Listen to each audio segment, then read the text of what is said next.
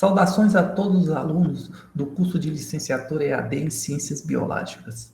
Sejam muito bem-vindos a mais uma videoaula da disciplina de Química Geral. Na videoaula de hoje, nós daremos continuidade ao capítulo 8, que fala sobre termoquímica.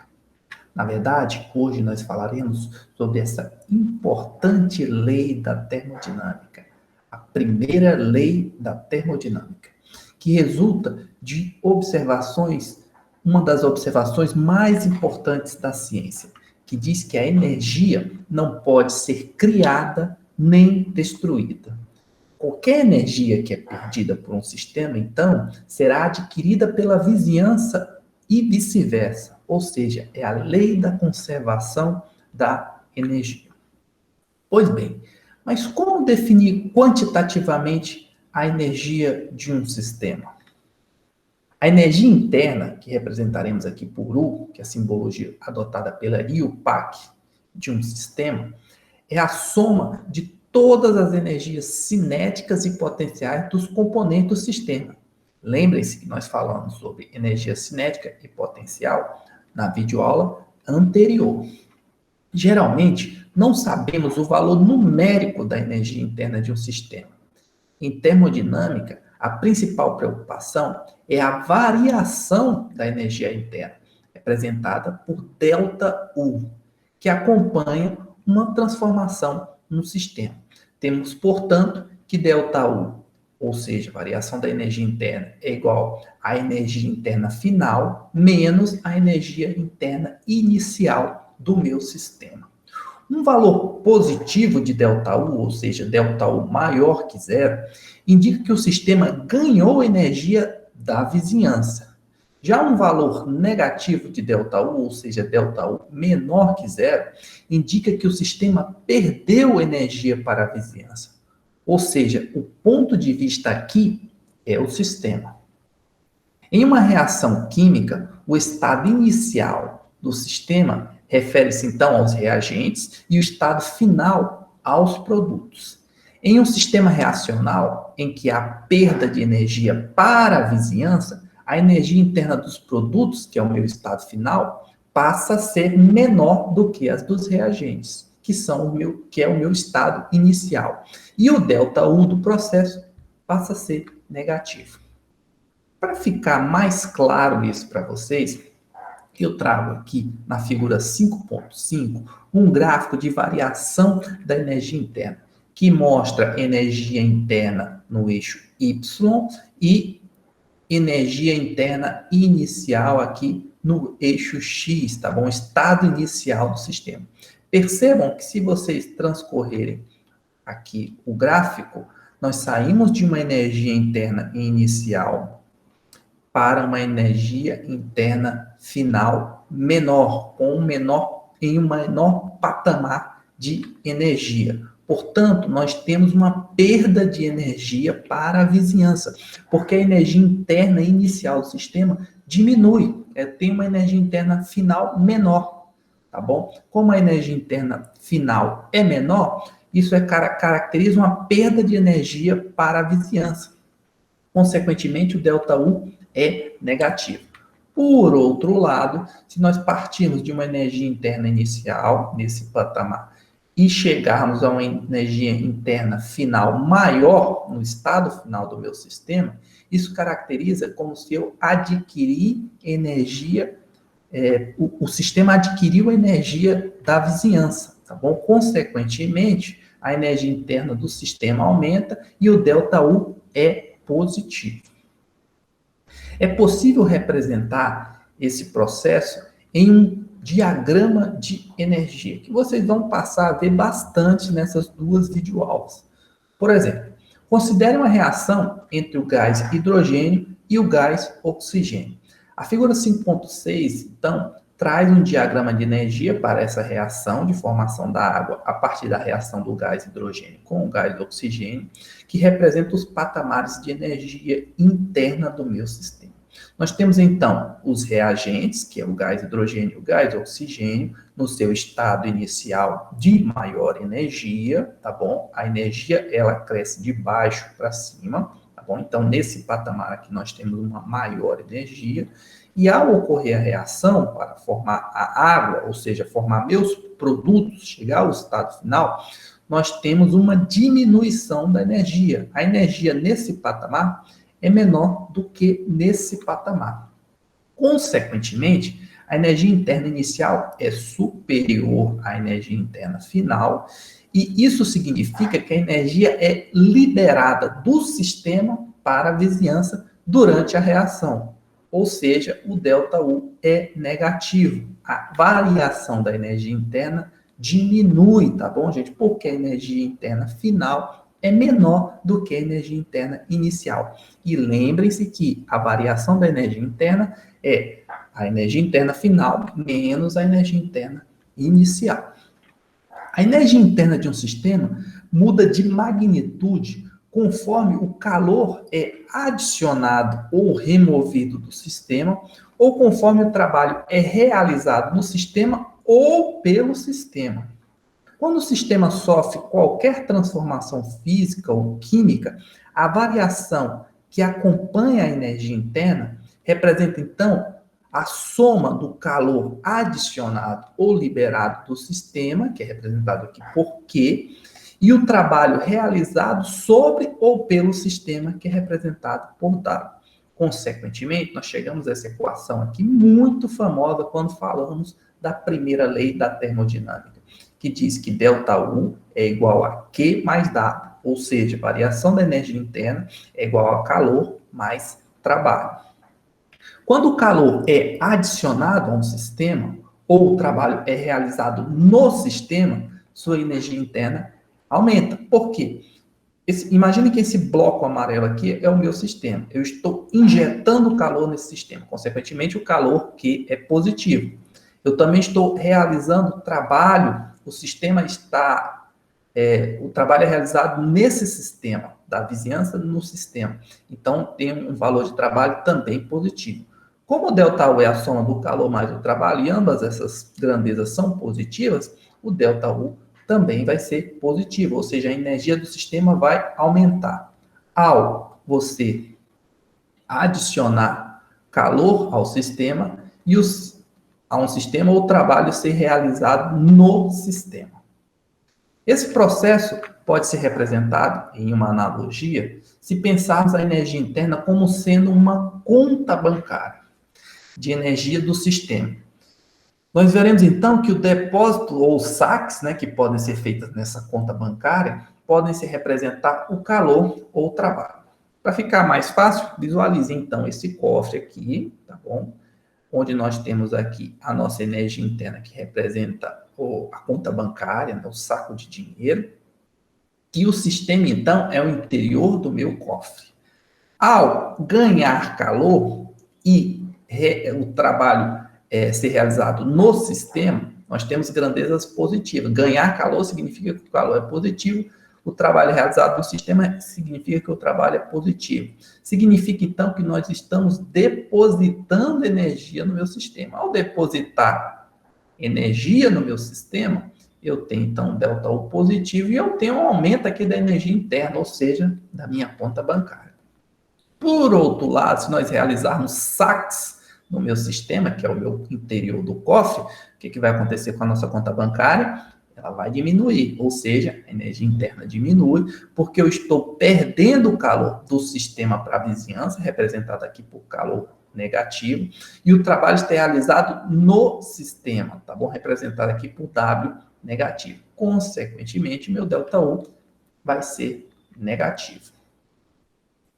Temos então aqui na tabela 5.1 uma convenção de sinais para calor, trabalho e energia interna. Para o calor, que é representado por Q, um calor positivo significa que o sistema ganha calor da vizinhança.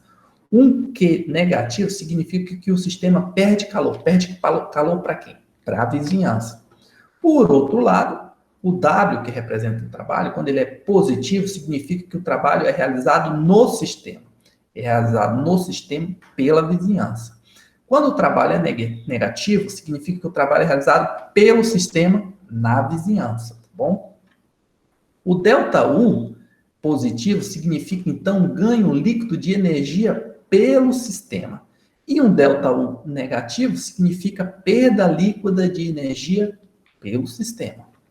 Quando ocorre um processo no qual o sistema absorve calor, o processo é chamado, então, de endotérmico, já que a palavra endo significa para dentro. Durante o processo endotérmico, o calor flui para o sistema a partir da minha vizinhança.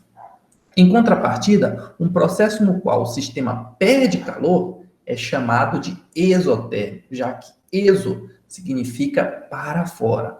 Durante um processo exotérmico, o calor sai ou flui do sistema para a vizinhança.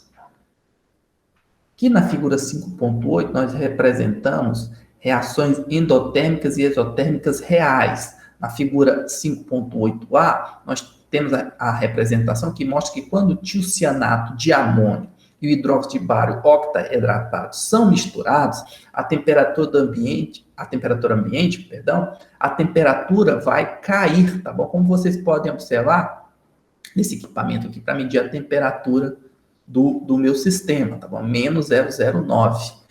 Portanto, nós temos aqui uma reação endotérmica que libera calor, já que a temperatura está caindo, ou seja, o calor flui da vizinhança para o sistema, a temperatura da vizinhança diminui e a temperatura indicada nesse termômetro está bem abaixo da temperatura ambiente. Por outro lado, na figura 5.8b, nós temos o alumínio em pó e o óxido de ferro 3 reagindo violentamente, ou seja, nós temos a liberação de calor e a formação do óxido de alumínio 3 e do ferro fundido, caracterizando aqui uma reação exotérmica. Por quê? Porque o calor vai fluir violentamente do sistema para a vizinhança, a temperatura da vizinhança, então, vai aumentar. Embora normalmente não tenhamos como saber o valor exato da energia interna de um sistema, ela possui um valor fixo para um determinado conjunto de condições. A energia interna é, então, afetada por condições de temperatura e pressão. Consequentemente, a energia interna é um exemplo de uma função de estado, já que ela possui essas propriedades do sistema são determinadas pela especificação da condição do sistema, no caso aqui de temperatura ou pressão, da condição do sistema ou do estado, tá bom? Além disso, a energia interna também é uma propriedade extensiva, porque ela depende da quantidade de substância que está presente no meu sistema. O valor de uma função de estado depende apenas do estado atual do meu sistema e não do caminho que o sistema percorreu para chegar a esse estado. Como exemplo, nós temos aqui na figura 5.9 a representação da energia interna desse sistema aqui, ó. Um becker com água, 50 gramas de água líquida a 25 graus Celsius. Eu posso chegar, esse sistema aqui vai ter uma energia interna, e eu posso chegar a essa energia interna tanto a partir do resfriamento de 50 gramas de água líquida a 100 graus Celsius, como pelo aquecimento das mesmas 50 gramas de água sólida a 0 graus Celsius, tá bom? O que eu quero demonstrar com isso? Que essa energia interna aqui não depende do caminho, mas sim do estado inicial e final do meu sistema. Por outro lado, o calor e o trabalho, que são as grandezas que somadas geram a energia interna, não são função de estado. Isso nós podemos visualizar nessa representação aqui, onde nós temos uma bateria carregada, tá bom? Em um sistema com uma resistência, tá certo? Nesse sistema aqui, ao conectar os fios nessa bateria, a energia vai fluir pelo meu sistema e como eu tenho uma resistência aqui, toda essa energia vai ser transformada em calor, até eu descarregar essa bateria. Então, tem um patamar de energia superior, onde a bateria está carregada, e um patamar de energia inferior, onde a bateria está descarregada.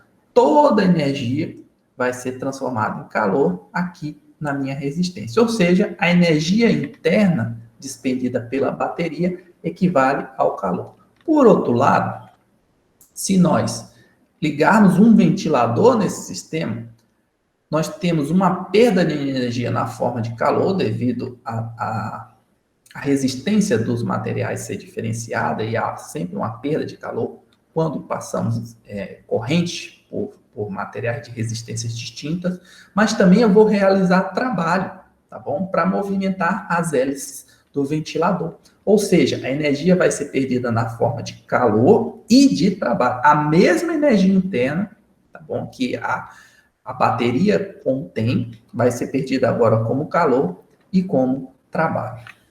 Portanto, ao explorar certas transformações, é útil ter uma função termodinâmica que seja uma função de estado, já que o calor não é uma função de estado, e que esteja relacionada principalmente ao fluxo de calor. Sob condições de pressão constante, uma quantidade termodinâmica chamada entalpia, do grego entalpin, que significa aquecer, que é representada pela letra H, representa, então, tal função. Temos, então, que a entalpia vai ser igual à energia interna do meu sistema, mais o produto PV, onde P é a pressão e V é o volume. Assim como a energia interna, P e V também são funções de estado que dependem apenas do estado atual do meu sistema e não do caminho percorrido para se atingir tal estado.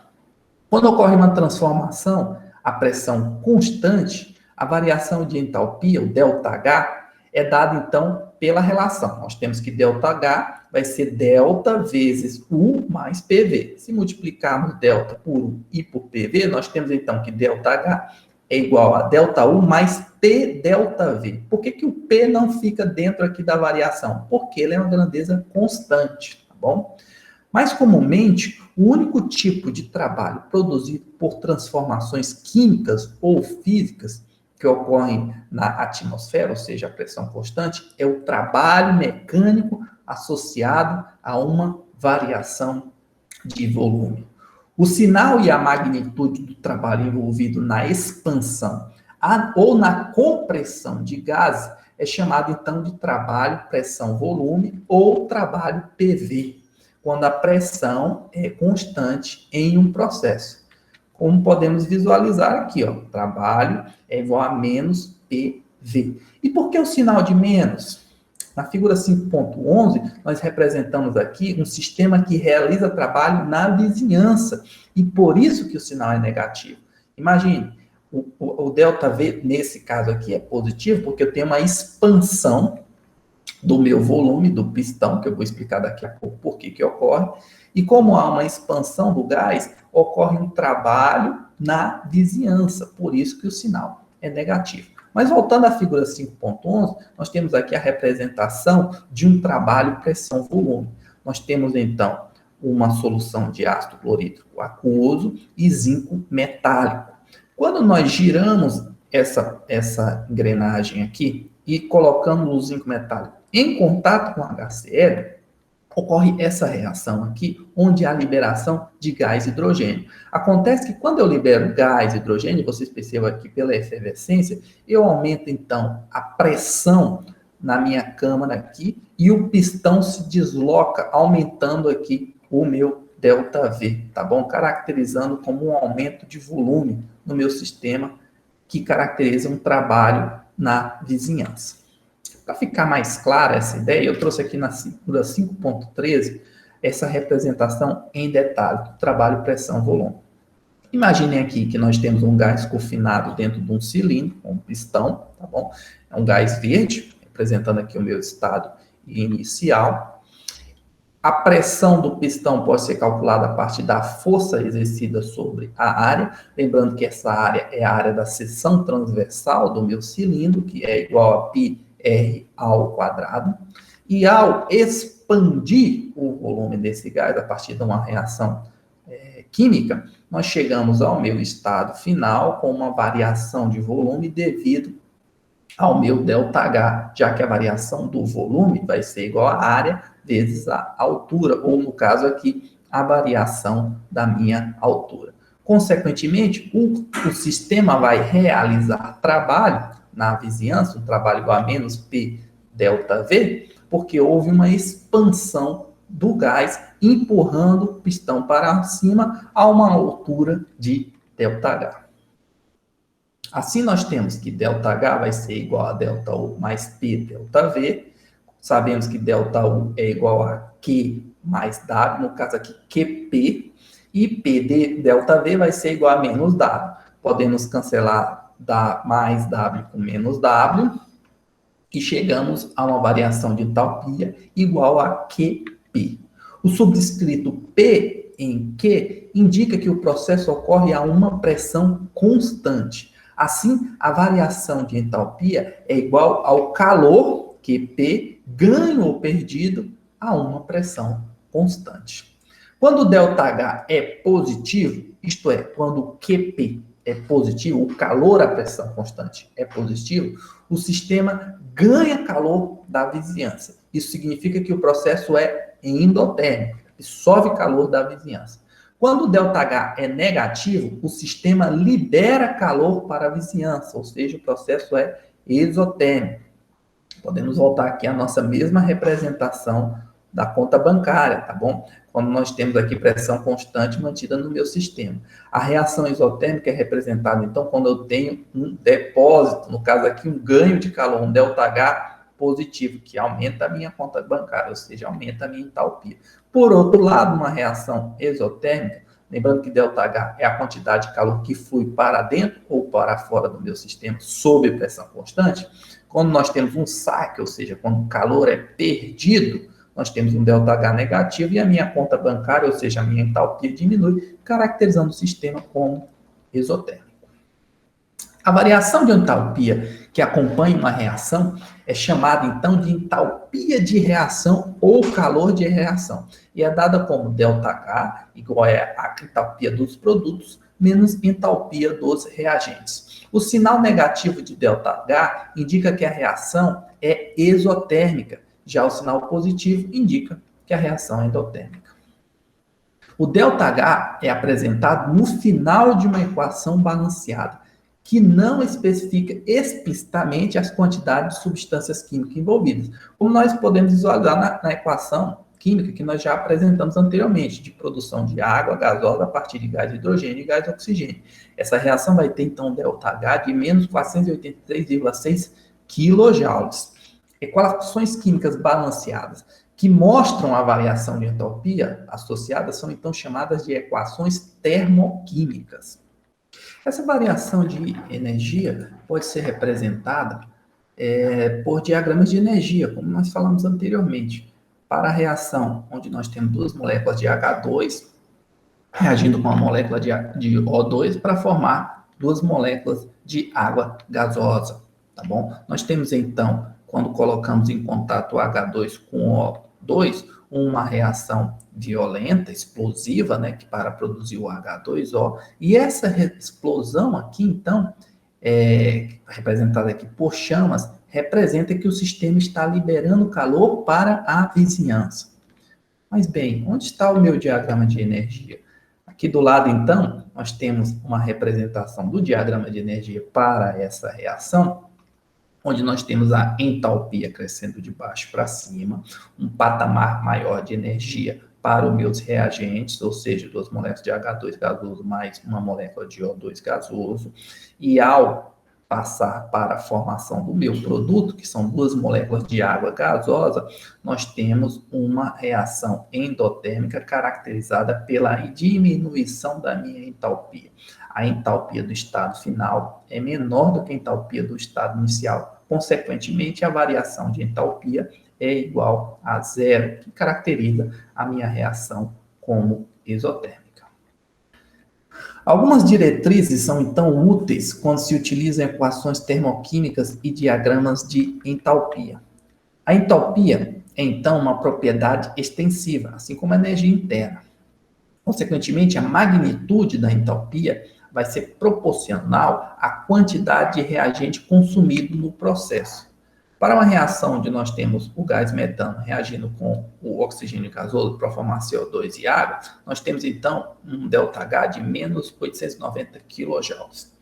Se nós modificarmos a massa do meu reagente, no caso aqui o metano, que é fornecido, Nós devemos, então, converter essa massa para mols de metano. Para fazer isso, a gente vai usar a massa molar do metano, que é 16 gramas por mol. E para chegar ao novo calor, ΔH do meu sistema, para uma nova massa fornecida, nós precisamos, então, usar o ΔH dessa reação termoquímica que foi dada, que é de menos 890 kJ por mol. Mas vejamos num exemplo que fica mais prático. Pois bem, qual a quantidade de calor é liberada quando 4,5 gramas do gás metano são queimadas em um sistema a pressão constante? Nós então temos que seguir essa sequência aqui do meu fluxograma. Nós temos então que o calor vai ser igual à massa, que é 4,50 gramas de metano, e nós vamos multiplicar então pela massa molar, usar esse fator de conversão que diz que 1 mol de metano equivale a 16 gramas de metano. Lembrando que no fator de conversão, a unidade que nós queremos eliminar fica no denominador, tá bom? Então, eu posso cancelar gramas de metano com gramas de metano e eu vou converter 4,50 gramas de metano em mols de metano. O passo seguinte, então, é converter mols de metano em quilojoules de calor. Para isso, a gente vai usar a entalpia, a variação de entalpia da minha equação termoquímica. Portanto, eu tenho que 1 mol de metano produzem menos 890 quilojoules de entalpia, que é o que é informado aqui, menos 890 quilojoules por mol. Então, 1 mol de metano produzem menos 890 quilojoules de energia, liberam, né, menos 890 quilojoules de energia. Então, eu posso cancelar mols de metano com mols de metano e converto, então, essa massa de 450 gramas de metano em calor, que corresponde a menos 250 quilojoules. Ou seja, é uma propriedade extensiva, a entalpia vai depender da quantidade de substância de reagentes envolvidos aqui na minha equação química. Como aqui nós temos uma quantidade de substância menor, a entalpia, a variação de entalpia vai ser menor.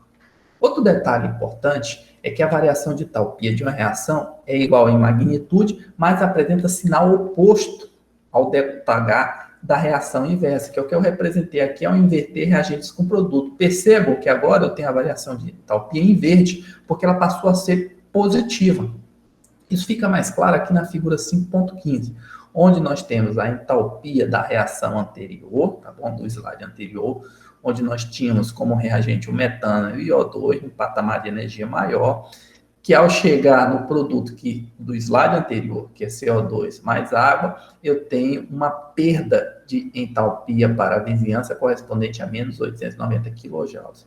No sentido inverso, que é esse aqui que eu apresento agora para vocês, eu tenho então que fornecer ao sistema essa entalpia de 890 kJ para converter CO2 e água em metano e O2. Em outras palavras, a entalpia é igual em magnitude, mas ela apresenta sinal oposto para a reação inversa. A variação de entalpia também de uma reação depende do estado físico dos meus reagentes e dos meus produtos. Se o produto da combustão do metano fosse H2O gasoso em vez de líquido, o ΔH seria menos 802 kJ no lugar de 890 kJ. Menos calor estaria disponível para ser transferido para a vizinhança, porque a entalpia da água gasosa é maior que a entalpia da água líquida, ou seja, nós precisamos de fornecer uma energia extra de mais 88 kJ para converter água líquida em água gasosa, tá bom? Por isso, essa diferença aqui de menos 802 kJ para menos 890 kJ. Mas não se preocupe, porque esse conceito aqui vai ficar mais claro para vocês na próxima videoaula, quando nós formos falar sobre lei de Hess. Pois bem, pessoal, essa foi nossa videoaula de hoje. Deixo aqui uma atividade assíncrona para vocês, que deve ser postada até as 23 horas e 55 minutos do dia 27 de junho. Eu desejo, então, a todos uma ótima semana e nos vemos na próxima videoaula. Até lá!